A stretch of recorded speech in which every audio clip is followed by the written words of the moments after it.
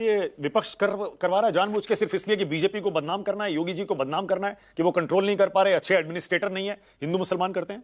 नहीं, देखिए समस्या की असली जड़ जो है, एक तो आपने कहा कि योगी जी ने कहा कि यहाँ बीजेपी की सरकार है। योगी जी ने ऐसा नहीं कहा। योगी जी ने कहा देखो यहाँ किसकी सरकार है। वो कहना चाह रहे हैं कि मेरी सरकार है, योगी आदित्यनाथ की।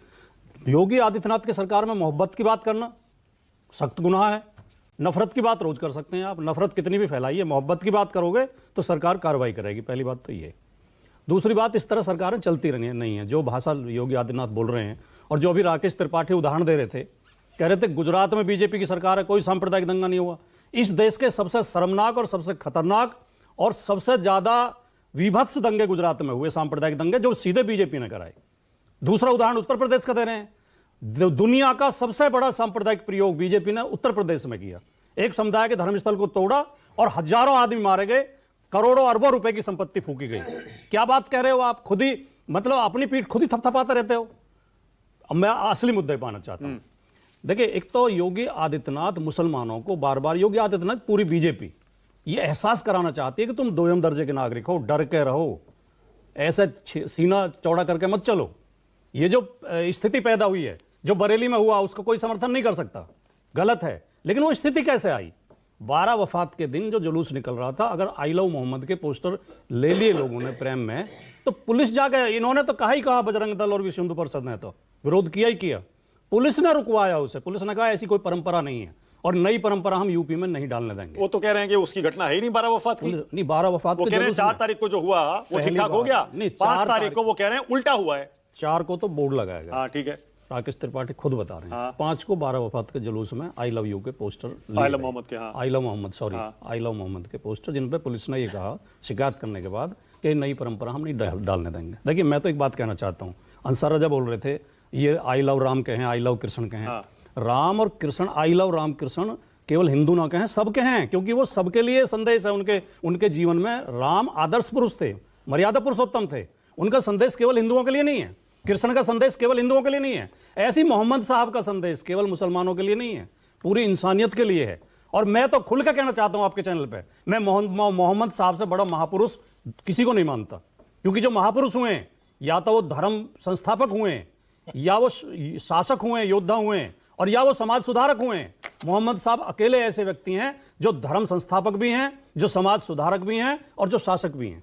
सबसे बड़े दूसरा उदाहरण मुझे बता दें कोई। सबसे बड़े दूसरा उदाहरण कोई सबसे बड़े। नहीं, मैं तो विश्लेषण पार्टी जी सोच समझ के, ना मैं तो विश्लेषण करके बहुत सोच समझ के, सबसे बड़े है ना, सोच समझ के कह रहा हूं। फिर से सुन लीजिए, सबसे बड़े सुन लीजिए, फिर से सुन लीजिए, ऐसे मत काटे करो। हाँ।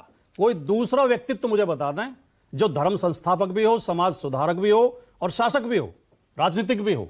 ढूंढ के बता दें मुझे इतिहास में मोहम्मद साहब ने कहा क्या था। उस समय अरब की स्थिति क्या थी? नशा करते थे लोग। मोहम्मद साहब ने कहा नशा मत करो, मूर्ति पूजा मत करो, बेटियों को मत मारो, बेटियों को पैदा होते ही मार देते थे, जुआ मत खेलो, ब्याज पे पैसे मत दो, विधवाओं से वैश्यावृत्ति मत कराओ, उनके साथ विवाह करो, उन्हें घर में दर्जा दो पत्नी का। आप विवादित धर्म प्रचार की अनुमति दे रहे हैं क्या? एक सेकंड, आपको कौन सा एक सेकंड में आप ही को दो रहा हूं, मौका दे रहा हूं, एक सेकंड रुकिए, एक सेकंड। राकेश त्रिपाठी 1 सेकंड में आप ही को मौका दे रहा हूं, एक सेकंड रुक जाइए, एक सेकंड। मैं स्पष्टता चाह रहा हूं, एक स्पष्टीकरण चाह रहा हूं, एक सेकंड बंद करिए। राकेश, एक सेकंड आपके पास आ रहा हूं, 1 मिनट जरा।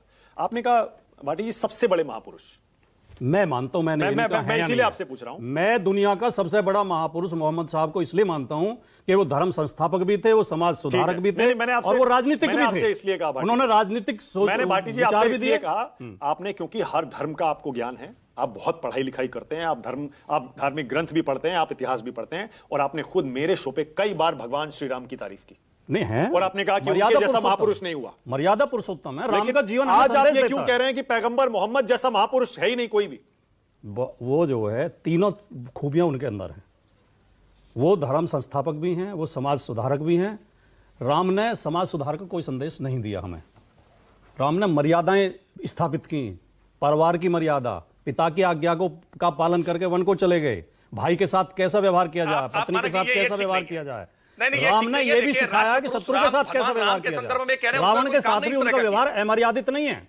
मृत्यु सैया पे पड़े रावण से भी लक्ष्मण को भेजते हैं कि इनसे शिक्षा लेके आओ, इनसे राजनीति की बातें सीख के आओ, ये विद्वान व्यक्ति है। लेकिन जब और जो बीजेपी का जो प्रयोग है, बीजेपी जो प्रयोग करना चाहती है, अगर आई लव मोहम्मद के पोस्टर न रोके गए होते तो बरेली का प्रदर्शन न हुआ होता। ओके ऑलराइट, ओके बरेली का प्रदर्शन गलत है, मैं मानता हूं। मैं इस संदर्भ में जावेद अख्तर की एक नज्म पढ़ के अपनी बात खत्म करना चाहता हूं, बहुत संक्षेप में। देखिए, और इसे समझने की जरूरत है। किसी का हुक्म है, इस गुलसिता में बस एक रंग के फूल होंगे। कुछ अफसर होंगे जो ये तय करेंगे गुलिस्ता किस तरह बनना है कल का। यकीनन फूल तो एक रंगी होंगे, मगर ये रंग होगा कितना गहरा कितना हल्का, ये अफसर तय करेंगे। किसी को ये कोई कैसे बताए, गुलिस्ता में कहीं भी फूल एक रंगी नहीं होते, कभी हो ही नहीं सकते कि हर एक रंग में छिपकर बहुत से रंग रहते हैं। जिन्होंने बाग एक रंगी बनाना चाहे थे, जब उनको जरा देखो कि जब एक रंग में 100 रंग जाहिर हो गए हैं तो कितने परेशान हैं, वे कितने तंग रहते हैं। किसी को ये कोई कैसे बताए, आखिरी पंक्तियां हैं और समझने की पंक्तियां हैं। हवाएं और लहरें कब किसी का हुक्म सुनती हैं, हवाएं हाकिमों की मुट्ठियों में, हथकड़ी में, कैद खानों में नहीं रुकती। ये लहरें रोकी जाती हैं तो दरिया कितना भी हो पुरसुकून बेताब होता है, और इस बेताबी का अगला कदम सैलाब होता है। शासन जब जब जनभावनाओं पर रोक लगाता है, रोकने की कोशिश करता है। Okay Rakesh Tripathi, alright, okay Rakesh Tripathi, Rakesh Tripathi. और राकेश यहीं से शुरू करिएगा। राजकुमार भाटी कह रहे हैं अगर धार्मिक जुलूस में कोई अगर आई लव मोहम्मद के पोस्टर ले आए तो आप क्यों रोक रहे हैं, ये बोलकर कि नई परंपरा हम शुरू नहीं होने देंगे। अरे नहीं रोक रहा हूं साहब। राजकुमार भाटी ने तो इस्लाम का प्रचार आपके राष्ट्र की बात के माध्यम से किया। ये कोई गुनाह नहीं है, ये कोई गुनाह नहीं है राकेश त्रिपाठी। ये सोच बदल लो अपनी, क्या किसी धर्म का प्रचार करना गुनाह होता है? नहीं, मैं कह तो रहा हूं, ये सोच बदल लो अपनी। एक रंगी मत बनाओ गुलिस्ता को, राजकुमार भाटी साहब, एक रंगी नहीं बनाएगा गुलिस्ता। आप तरह तरह के फूल होंगे। आप रोज बैठ करके हिंदू देवी देवताओं की नहीं, आप राजकुमार भाटी जी हिंदू देवी देवताओं के संदर्भ में जानबूझ करके आप ब्राह्मणों के संदर्भ में जातीय टिप्पणियां करिए। कहां से ब्राह्मण बोले यार, इतने जातिवादी क्यों हो यार? कोई गुनाह नहीं। अरे त्रिपाठी जी, इतने जातिवादी क्यों हो? हर जगह ब्राह्मण को घुसा देते हो। आपके तर्कों को रोज देख रहा हूं, इसमें ब्राह्मण का सवाल कहां से आ गया? देख रहा हूं, मुझे आश्चर्य ये है इतने जातिवादी क्यों हो? क्यों नहीं लिया? नहीं, इनसे पूछो तो आप रुके ना, ब्राह्मण कहां से आ गया? करा करके रोजाना अपनी जाति की बात करेंगे और हमें जातिवादी बताएंगे। अब तक तो हो जाना चाहिए था ना, या करा लिया है बता नहीं रहे, या करा लिया धर्मांतरण आप बता नहीं रहे। बता दीजिए दुनिया को कि मैंने धर्मांतरण करा लिया, करा लिया। मोहम्मद राजकुमार खान मेरा नाम है। एक धर्म का आदमी दूसरे धर्म की प्रशंसा क्यों नहीं कर सकता? लिखता हूं, महत्वपूर्ण बात है। मोहम्मद साहब की प्रशंसा करने के लिए हमें धर्म परिवर्तन करना पड़ेगा। हिंदुओं का अपमान करते हैं वोट बैंक पॉलिटिक्स के लिए, और अपमान तो आपका कदम कदम पे होता है, जगह जगह अपमान होता है। हो सकता है जब पिछड़े अपना हक मांगते हैं आपका अपमान हो जाता है। जब एकजुट होता है अपमान हो जाता है। या तो ब्राह्मणों का शासन मनुस्मृति पर आधारित संविधान चला। भाटी साहब रुके ना, उनकी बारी, बोलने दीजिए ना। नहीं, गलत बोल रहे हैं, गलत बोले जा रहे हैं। कह रहे हैं हिंदुओं का अपमान करते हैं। राजकुमार भाटी जी ने झूठ बोला, आपने झूठ बोला। अभी आपने कहा कि आई लव मोहम्मद के पोस्टर पर रोक लगाई गई, कतई रोक नहीं लगाई गई है। आप कल से डिबेट पे गले में बांध के आया करो आई लव मोहम्मद, कोई रोक नहीं लगाएगा, कोई प्रतिबंधित नहीं करेगा, कोई नोएडा के स्टूडियो से आपको गिरफ्तार नहीं करेगा। आप खूब रोज प्रचार किया करो आई लव मोहम्मद का, कोई इस पर रोक नहीं है। आप भी गले में लटका के आया करो मैं मनु भक्त हूं, आकर के ऊपर आई लव मोहम्मद आकर के आई लव मोहम्मद मेरे दरवाजे पर लगाओगे ना, तो निश्चित तौर पर रोकूंगा भी, टोकूंगा भी और कार्रवाई भी होगी। आप मेरे दरवाजे पर अगर मनुस्मृति की बात करोगे, ब्राह्मणवाद की बात करोगे तो मैं भी रोकूंगा। और किसको डरा रहे हो सैलाब से?